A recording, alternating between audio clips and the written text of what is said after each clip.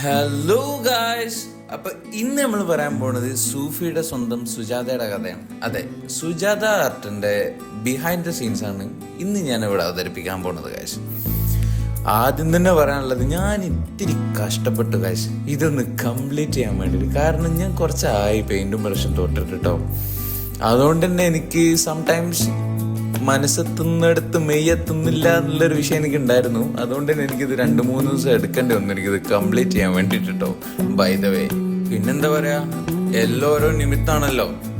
ഇപ്പൊ ഈ പെയിന്റിങ് തീർക്കാൻ വേണ്ടിയിട്ട് 1 വർഷമായി ഞാൻ സൂഫി ആർട്ട് കംപ്ലീറ്റ് ചെയ്തിട്ട്. ഇതിപ്പോ 1 വർഷത്തിന് ശേഷം ഇപ്പോഴാണ് ഞാൻ ഇതിന്റെ പേരിനെ കംപ്ലീറ്റ് ചെയ്യണത്.